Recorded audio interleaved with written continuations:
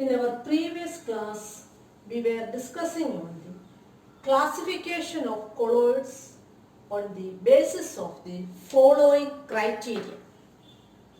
First is classification on the basis of nature of interaction between dispersed phase and dispersion medium. Second is on the basis of type of particles of the dispersed phase. Third is depending upon the physical state of dispersed phase and dispersion medium. In our previous class, we have learned classification of colloids on the basis of nature of interaction between dispersed phase and dispersion medium. Today, we are going to learn classification on the basis of type of particles of the dispersed phase. Depending upon the type of the particles of the dispersed phase, colloids are classified as multimolecular colloids, macromolecular colloids and associated colloids. Multimolecular colloids. On dissolution, a large number of atoms or smaller molecules of a substance aggregate together to form species having size in the colloidal range. The species thus formed are called multimolecular colloids. അതായത് dissolution സമയത്ത് അല്ലെങ്കിൽ dissolve ചെയ്യുമ്പോൾ large number of atoms അല്ലെങ്കിൽ smaller molecules aggregate ചെയ്ത് ഒരുമിച്ച് ചേർന്ന് ഒരു species form ചെയ്യുന്നു. അതിൻ്റെ പ്രത്യേകത അതിൻ്റെ സൈസ് കൊളോയിഡൽ റേഞ്ചിലായിരിക്കും. സ്മോളർ പാർട്ടിക്കിൾസ് അഗ്രിഗേറ്റ് ചെയ്ത് ഉണ്ടാകുന്നതാണ് മൾട്ടി മോളിക്കുലർ കൊളോയിഡ്സ്. അതാണ് മൾട്ടി എന്ന വേർഡ് തന്നെ വന്നത്. ഒരുപാട് ആറ്റംസ് അല്ലെങ്കിൽ മോളിക്യൂൾസ് അഗ്രിഗേറ്റ് ചെയ്ത് സ്പീഷീസ് ഫോം ചെയ്യുന്നു. അതിൻ്റെ സൈസ് കൊളോയിഡൽ റേഞ്ചിലാകുന്നു. അത്തരം കൊളോയിഡ്സ് ആണ് multi molecular colloids. For example, gold salt, silver salt, etc. Gold salt may contain particles of various sizes having many atoms. Another example is sulfur salt. It consists of particles containing 1,000 or more of S8, that is sulfur molecules. Dissolve ചെയ്യുമ്പോൾ molecules അല്ലെങ്കിൽ ഗോൾഡിൻ്റെ atoms അല്ലെങ്കിൽ സിൽവറിൻ്റെ molecules aggregate ചെയ്ത് colloid ആയിട്ട് form ചെയ്യും. Clear? Second is macromolecular colloids. Macromolecules in suitable solvents form solutions in which the size of the macromolecules may be in the colloidal range. Such systems are called macromolecular colloids. These colloids are quite stable and resemble true solutions in many respects. Macromolecular colloids എന്ന് പറയുന്നത് macromolecules suitable സോൾവെന്റിൽ dissolve ചെയ്ത് solution form ചെയ്യുന്നു. ആ സൊല്യൂഷൻ്റെ അകത്ത് മാക്രോമോളിക്യൂൾസിന്റെ size എന്ന് പറയുന്നത് colloidal range ആയിരിക്കും. Macromolecules solvent dissolve ചെയ്ത് കഴിയുമ്പോൾ ആ സൊല്യൂഷൻ ഉണ്ടാകുന്ന പാർട്ടിക്കിൾസിന്റെ റേഞ്ച് എന്ന് പറയുന്നത് കൊളോയിഡൽ റേഞ്ച് ആയിരിക്കും. അത്തരം കൊളോയിഡ്സിനെയാണ് മാക്രോമോളിക്കുലർ കൊളോയിഡ്സ് എന്ന് പറയുന്നത്. അത് സ്റ്റേബിൾ ആണ്, ട്രൂ സൊല്യൂഷനെ റിസംബിൾ ചെയ്യുന്നുണ്ട്. Okay, examples of naturally occurring macromolecules are starch, cellulose, protein, enzymes, etc. And those of man-made macromolecules are polythene, nylon, polystyrene, synthetic rubber etcetera. ഇതെല്ലാം മാക്രോമോളിക്കുലർ കൊളോയിഡ്സ് ആണ്. സിന്തറ്റിക് റബ്ബറും പോളിത്തീനും അതുപോലെ തന്നെ പോളിസ്റ്റൈറിനും ഒക്കെ. നൈലോൺ, ഈ സ്റ്റാർച്ച് സെല്ലുലോസും ഒക്കെ നാച്ചുറലായിട്ടുള്ള ഒക്കെ ചെയ്യുന്ന മാക്രോമോളിക്യൂൾസ് ആണ്. Clear? Third is associated colloids. It is called miscellaneous. There are some substances which at low concentrations behave as normal strong electrolytes, but at higher concentrations exhibit colloidal colloidal behavior due to the formation of aggregates. The aggregated particles thus formed are called micelles. Associated colloid എന്ന് പറയുന്നത് lower കോൺസെൻട്രേഷനിൽ ആ substance ഒരു strong electrolyte ആയിട്ട് behave ചെയ്യും. Higher കോൺസെൻട്രേഷനിൽ ആ substance colloidal behaviour കാണിക്കുന്നു due to the formation of aggregates. Concentration കൂട്ടിക്കൊടുക്കുമ്പോൾ ഈ സബ്സ്റ്റൻസ് എന്ത് ചെയ്യുന്നു? പാർട്ടിക്കിൾസ് എല്ലാം കൂടെ അഗ്രിഗേറ്റ് ചെയ്ത് കൊളോയിഡ് റേഞ്ചിലോട്ട് മാറും. അപ്പോൾ അത് കൊളോയിഡൽ ബിഹേവിയർ കാണിക്കുന്നു. അല്ലാതാണെങ്കിൽ അത് ഒരു സ്ട്രോങ് ഇലക്ട്രോലൈറ്റ് ആണ്, ലോവർ കോൺസെൻട്രേഷൻ. അങ്ങനത്തെ കൊളോയിഡ്സ് ആണ് അസോസിയേറ്റഡ് കൊളോയിഡ്സ് എന്ന് പറയുന്നത്. അഗ്രിഗേറ്റഡ് പാർട്ടിക്കിൾസിനെ പറയുന്ന പേരാണ് മിസെല്ലീസ്. Clear? The formation of micelles takes place only above a particular temperature called Kraft temperature. Particular temperature ആണ് പാർട്ടിക്കിൾസ് അസോസിയേറ്റ് ചെയ്ത് ആരായിട്ട് ഫോം ചെയ്യുന്നത്? അത് കൊളോയിഡ് ആയിട്ട് ഫോം ചെയ്യുന്നത് അല്ലെങ്കിൽ ബിഹേവ് ചെയ്യുന്നത്. ആ ടെമ്പറേച്ചറിൽ പറയുന്ന പേരാണ് Krafft temperature TA. Clear?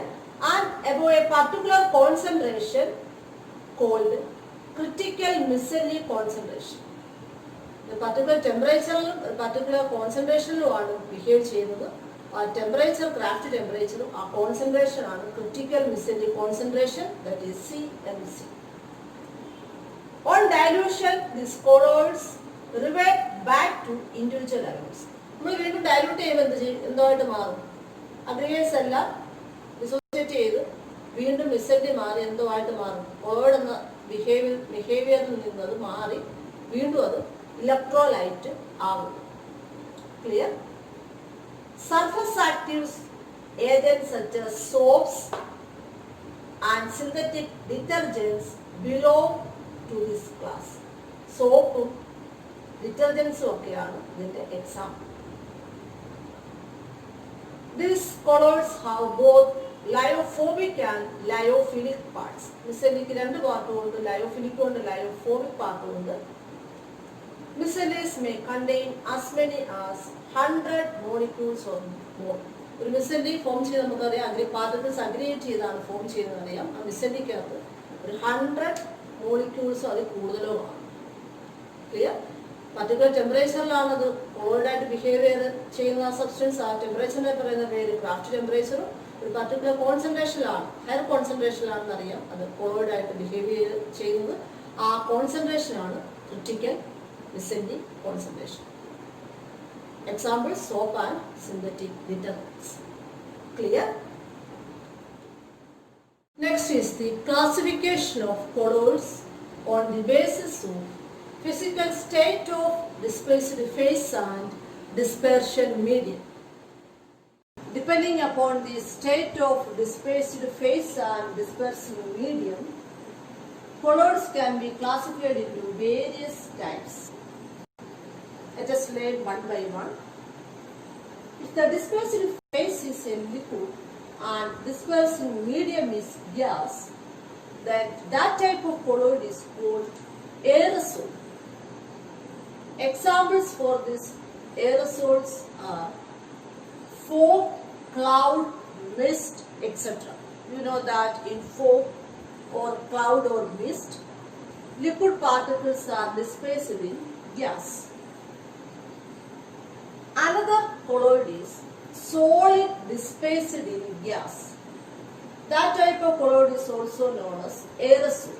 Example is smoke and automobile exhaust.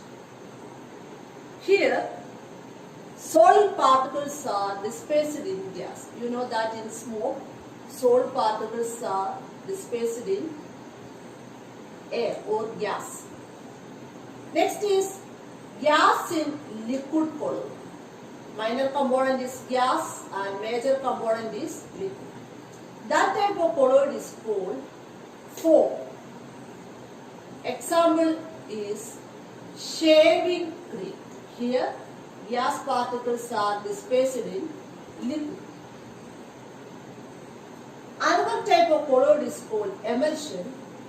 In emulsion, both dispersed phase dispersing medium are liquids. Examples are milk, face cream, etc. In milk, both dispersed phase and dispersing medium are liquid. Another type of colloid is called sol. In sol, dispersed phase is solid and dispersion medium is liquid. That type of colloid is called sol, and examples are milk of magnesia and mud. Milk of magnesia is magnesium hydroxide. You have learned about this milk of magnesia in class 7. There you have learned that it is used as an antacid, that is chemical used to remove excess acid from stomach. So that is milk of magnesia. Next type of colloid is also a foam, that is solid foam. Here gas particles are dispersed in solid. Examples are foam, sponge, pumice stone, etc. Here this foam is a solid substance in which air is trapped. Then what is pumice stone? Pumice stone is a scrubber, or it is an abrasive stone which is used to remove dead skins from our feet or hand. The next type of colloid is gel. Here dispersed phase is liquid and dispersing medium is solid. Examples are jelly, butter, cheese, etc. In butter, dispersed phase is liquid and dispersing medium is solid. The last type of colloid is solid sol. Here both the dispersed phase and dispersing medium are solids. Examples are gemstones, milky glass, etc. In gemstones, dispersed phase and dispersing medium are solids, ruby, emerald, etc. Milky glass or decorative glass, which is used to make dinner sets, flower vase, etc.